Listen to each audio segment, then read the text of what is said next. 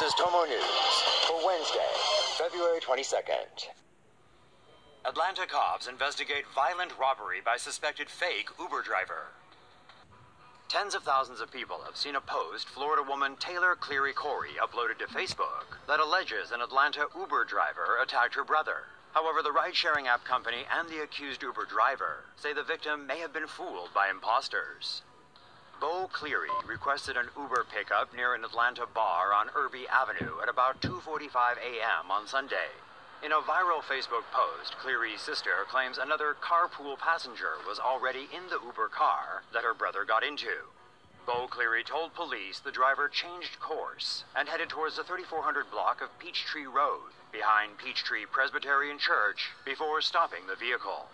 Cleary told officers he was then beaten, robbed of his phone, cash, and credit card, and removed from the vehicle, whereafter at some point he lost consciousness. The suspect or suspects are then believed to have thrown Cleary down into a drainage ditch about 8 feet deep. When Cleary regained consciousness, he climbed out of the ditch and sought help. Cleary's supposed Uber driver that night says he canceled the ride and quickly picked up someone else. Uber says the tracking data supports the driver's account. Police are investigating.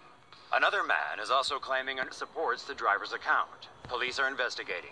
Another man is also claiming an Uber driver and a carpool passenger robbed him on the same evening. In that case, the victim told police he took an Uber ride from BJ Roosters on Cheshire Bridge Road and was then robbed at gunpoint.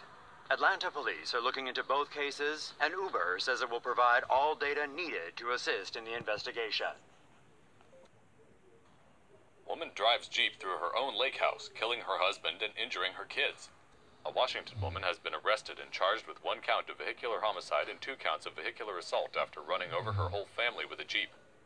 Carol Fettigan was relaxing at the family lake house on Sammamish Lake in Washington on Saturday evening. She took her 3-year-old grandson out front with her to repark their new Jeep. But when Ms. Fettigan put the vehicle in gear, she found herself accelerating into the house. Her husband, David Walker, was run over inside the house, killing him. Then her daughter and son-in-law were caught off guard on the back porch and run over. The vehicle came to rest nose in the water and back wheels clinging tenuously to the deck. Ms. Fettigan's daughter and son-in-law are in critical condition. She claims the vehicle malfunctioned, but police suspect alcohol or drugs may have been a factor.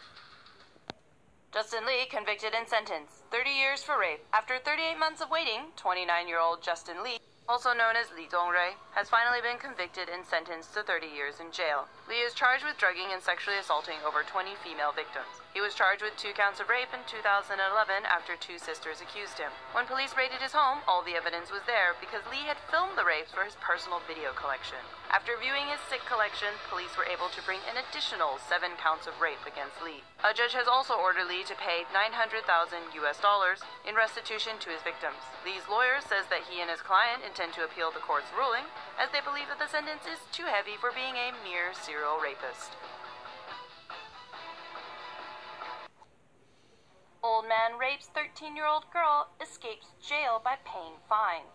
In Taiwan, a judge has found a 6-year-old man, Mr. Wang, guilty of statutory rape of a minor. 2 years ago, a new family moved in next door to Mr. Wang, and he noticed they had a very pretty 13-year-old daughter, nicknamed Ting Ting. Mr. Wang would often buy Ting Ting food or toys, and then take her back to his place for sex. Mr. Wang even took photos of Ting Ting during the activity to add to his spank bank. It wasn't until Ting Ting's grandmother noticed that she had a new smartphone that everything came out. After Ting Ting's grandmother learned the truth, she went to police immediately. A judge originally told Mr. Wang to serve 2 years in prison for the multiple rapes, but a settlement was agreed where Mr. Wang paid Ting Ting's family $9,000 to avoid prison time.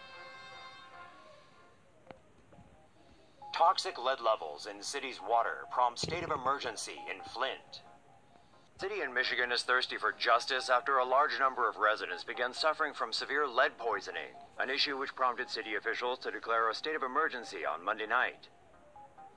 Flint, Michigan changed their water source from the Detroit system, which draws water from Lake Huron, to the Flint River in April 2014 as a cost-saving option.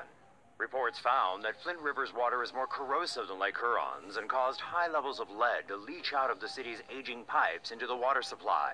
Residents soon began complaining about the yellow, murky, foul-smelling water coming out of their taps. Initial studies done on the water showed it had an exorbitantly high amount of bacteria and chemical pollutants, which necessitated high levels of chlorination. A year and a half after the change in Flint's water source, many residents have reported experiencing hair loss and rashes. However, Flint officials didn't ignore Flint residents' complaints, not completely at least. Instead, they assured everyone that the water is perfectly safe.